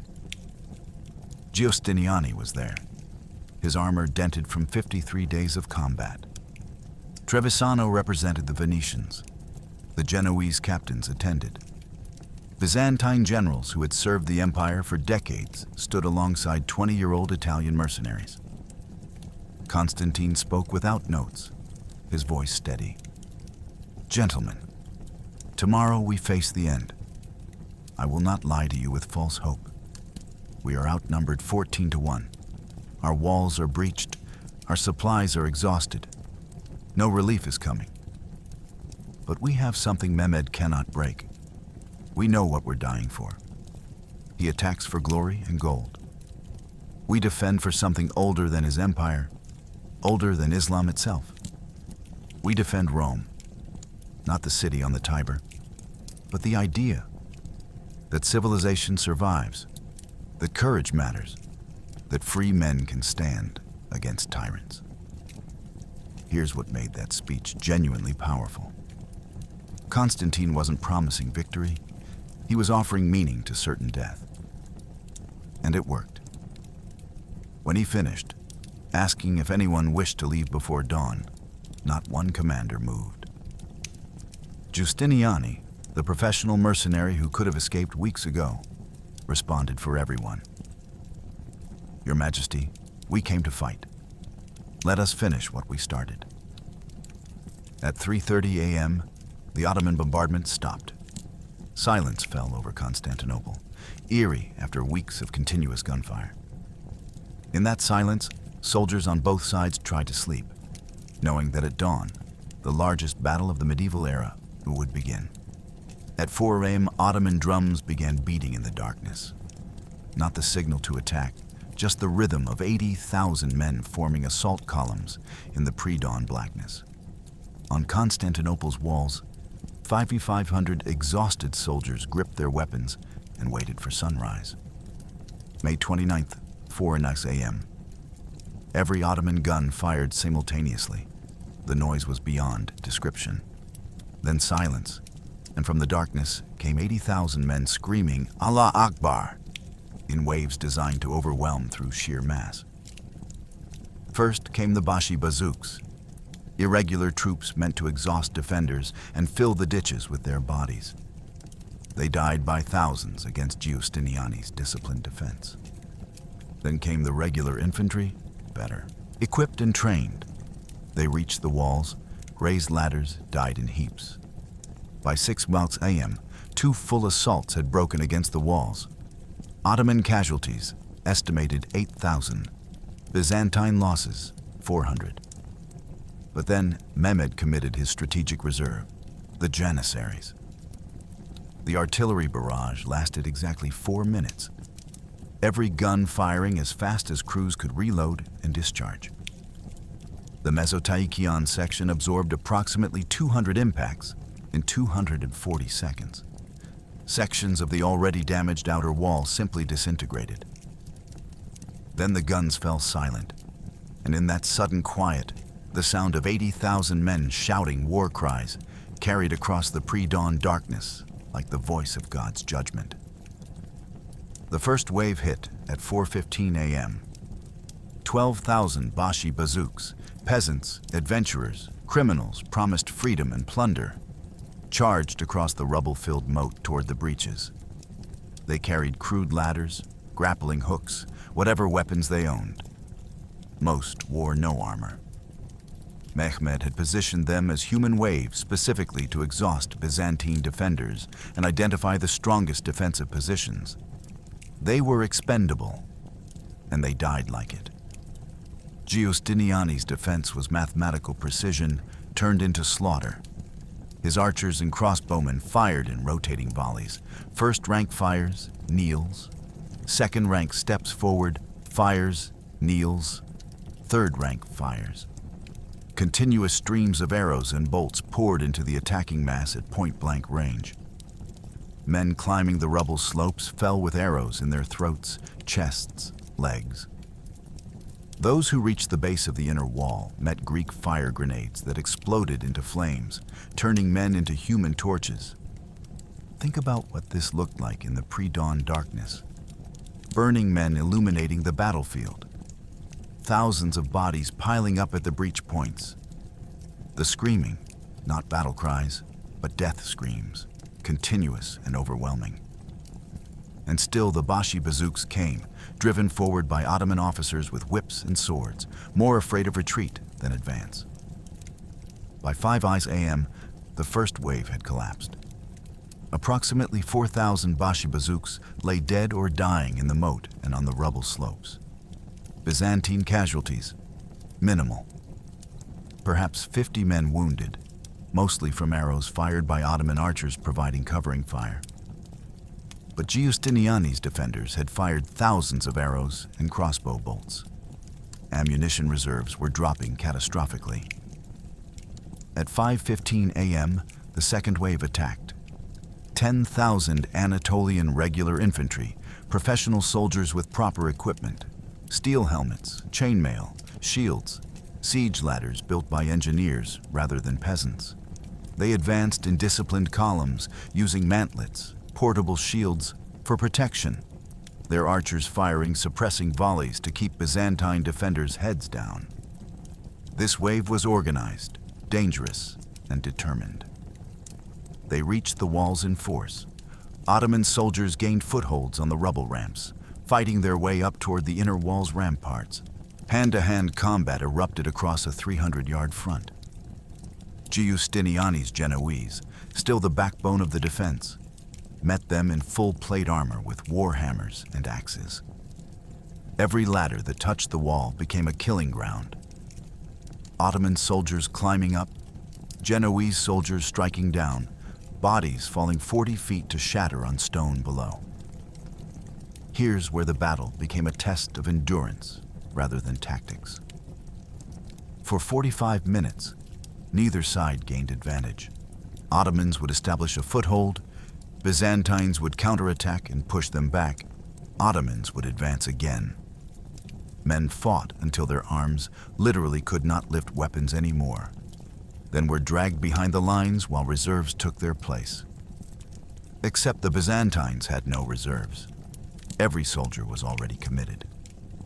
At 6 a.m., Constantine XV personally led a counterattack. The emperor, wearing battered armor with no imperial insignia, charged into a mass of Ottoman infantry who had breached the inner wall. His personal guard, perhaps 50 Byzantine cavalry, followed him, swinging swords from horseback, driving the Ottomans back through sheer shock. For 10 minutes, the Emperor of Rome fought as a common soldier in the rubble-filled moat of his capital city. The second wave broke. Ottoman soldiers, seeing their advance stalled and Byzantine cavalry counterattacking, began retreating. By 6:15 a.m., the assault had collapsed. Another 4,000 Ottoman casualties. Byzantine losses now totaled approximately 400 dead and wounded, still sustainable, but the garrison was exhausted beyond description. Men who had been fighting for 2 hours straight could barely stand. Giustiniani knew what was coming next. Mehmed had committed his irregulars and his regulars. Both had failed.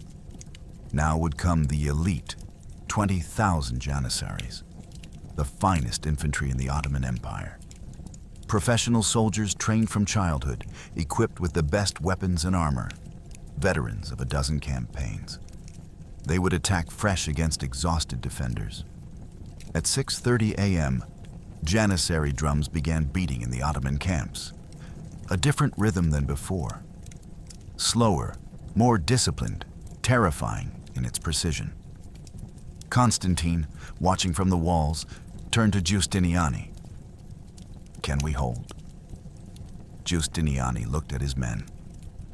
They were standing because they refused to fall, not because they had strength left. Ammunition was nearly exhausted. The walls were more breach than wall at this point. "If they attack now, while we're like this..." He didn't finish the sentence. At 6:45 a.m., 20,000 Janissaries began their advance. Not running, not screaming, walking in perfect formation, shields locked, as if on parade. The most professional army in the world, advancing to finish what the amateurs had started. And then, at 6:47 a.m., something happened that would doom the city more certainly than any artillery barrage. A small gate in the inner wall, a postern called the Kerkoporta, swung open. 6:30 a.m.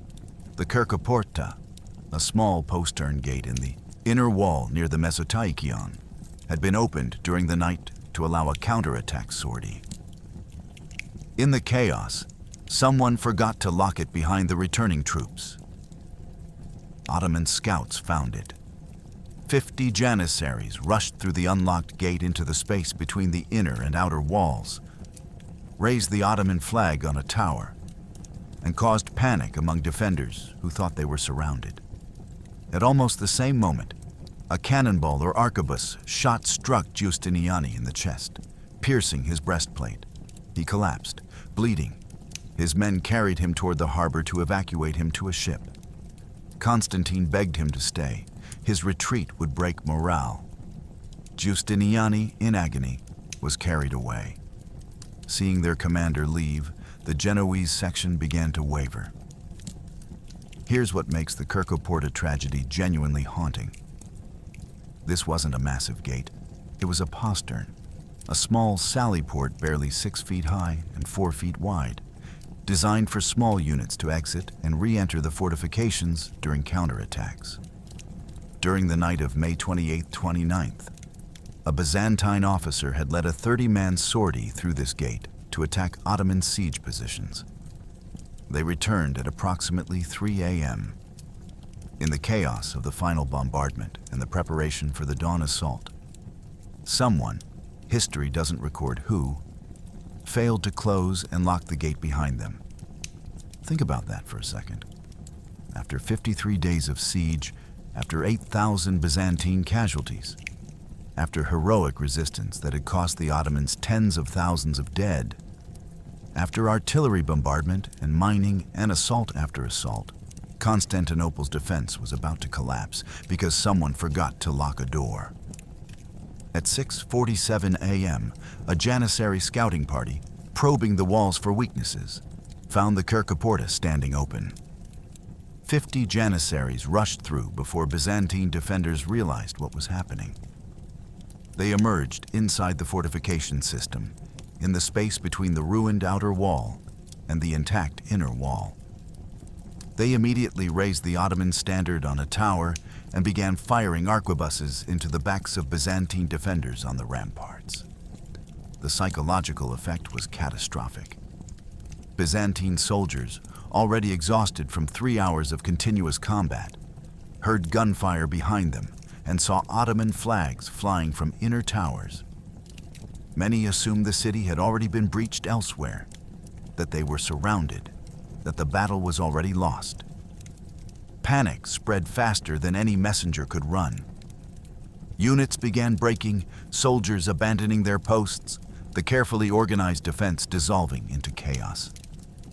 At 6:50 a.m., as Constantine rushed to contain the panic from the Kerkoporta breach, disaster struck again.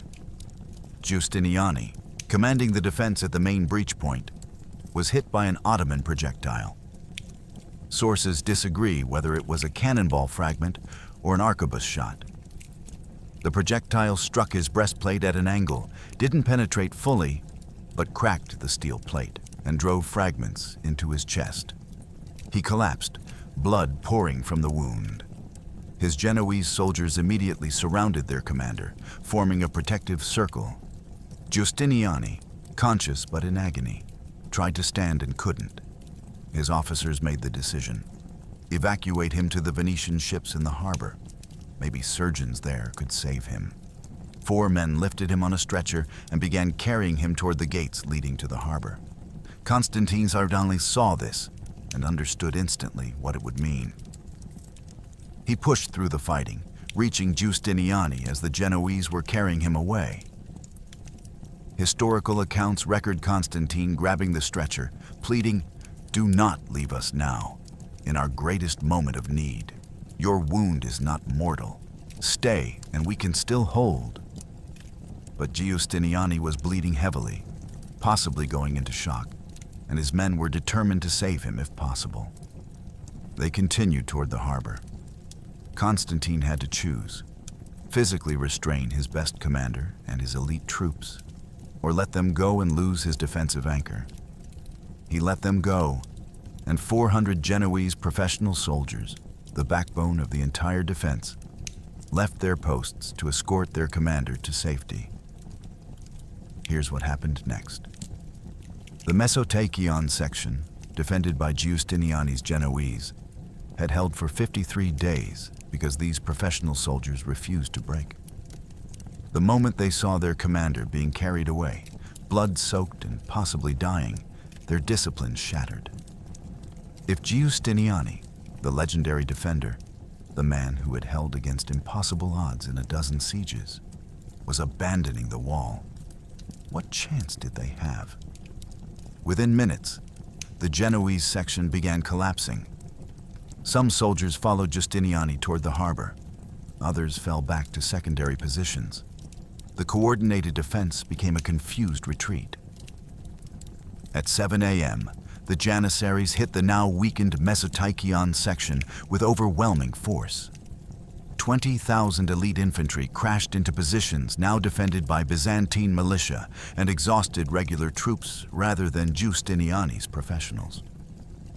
The Janissaries carried proper siege ladders, mantlets for protection, and fought with disciplined fury.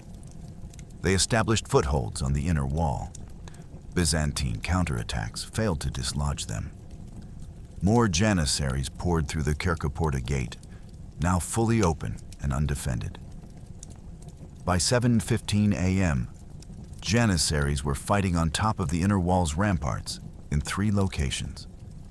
Byzantine reserves rushed to contain the breaches, but there were no reserves left. Everyone was already committed. Ottoman soldiers began pouring through gaps in the wall faster than defenders could kill them. Constantine, watching his defensive line disintegrate, realized the mathematical certainty of defeat had arrived. The walls were breached. The garrison was breaking. Ottoman forces were inside the fortifications in numbers too large to repel. The city had perhaps 30 minutes before organized resistance became impossible. He turned to his cousin Theophilus Palaeologus and Don Francisco of Toledo, the only commanders still beside him. His words were recorded by multiple witnesses who survived. "The city is fallen, and I am still alive." Then Constantine XI, last Roman emperor, tore off his purple imperial boots and the golden eagles that marked his rank, so his body wouldn't be identified and desecrated. He drew his sword and charged directly into the mass of janissaries pouring through the St. Romanus Gate. 7 a.m. Janissaries poured through the breaches. The Kerkoporta gate was forced fully open. The northern walls were breached by troops crossing from ships. Constantine XI saw the city was lost. He removed his imperial regalia, the purple boots, the symbols that marked him as emperor, so his body wouldn't be identified and desecrated. According to multiple witnesses, his last words were, "The city is fallen, and I am still alive." He drew his sword and, accompanied by his cousin Theophilus Palaeologus and a Spanish nobleman named Don Francisco of Toledo, charged into the mass of janissaries pouring through the St. Romanus Gate. All three vanished into the melee. Constantine XI's body was never definitively identified. The last Roman emperor died as a common soldier, sword in hand, defending walls built by his ancestors 1,000 years before. What happened in the next 3 hours determined not just the fate of Constantinople, but the psychological landscape of Europe for centuries. At 7:15 a.m., with janissaries fighting on the inner walls in multiple locations, Byzantine resistance fragmented into isolated pockets. Units that had fought together for 53 days became separated, surrounded, cut off from command. Some continued fighting with desperate fury. Others threw down weapons and begged for mercy. Most received none. Here's what the chronicles tried to hide about Constantine's final moments. Multiple Ottoman sources report that a group of 3 Byzantine nobles in battered armor charged directly into janissary formations near the St. Romanus Gate around 7:20 a.m. They fought with suicidal determination, taking down multiple janissaries before being overwhelmed and killed. Their bodies were stripped of armor and weapons, standard practice, and left in the rubble. Later, Ottoman soldiers claimed one corpse wore purple silk undergarments, suggesting imperial rank. But by the time Mehmed's officials arrived to verify, the body was gone, lost among thousands of dead. Think about what that means. The last Roman emperor, heir to Augustus, Trajan, Marcus Aurelius, Constantine the Great, died in hand-to-hand combat in a pile of rubble. His body never recovered. His grave unknown. Rome, which began with Romulus in legend, ended with Constantine V in obscurity. No funeral, no tomb, just vanishing into the chaos of a city's death. By 8 a.m., organized resistance had ceased. Janissaries and regular Ottoman infantry spread through Constantinople's streets in a flood that couldn't be stopped. What followed was 3 days of legal pillage under Islamic siege law.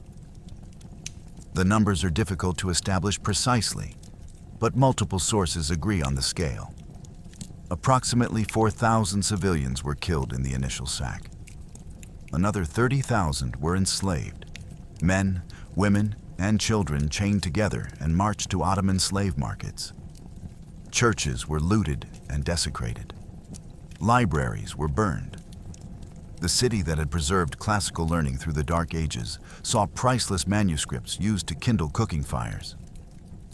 At noon on May 29th, Sultan Mehmed II entered Constantinople through the St. Romanus Gate on horseback. He was 21 years old.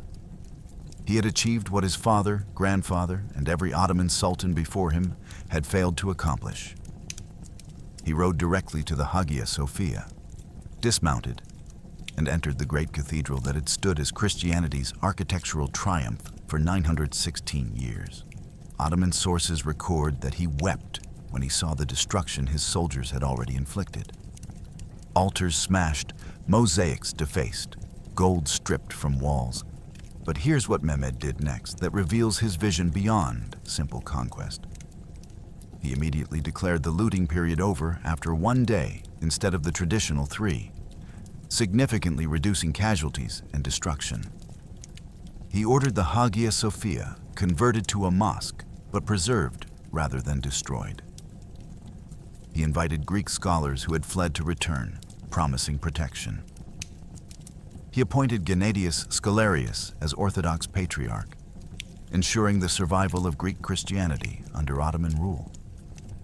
Mehmed wanted Constantinople not as a ruin, but as the capital of his empire.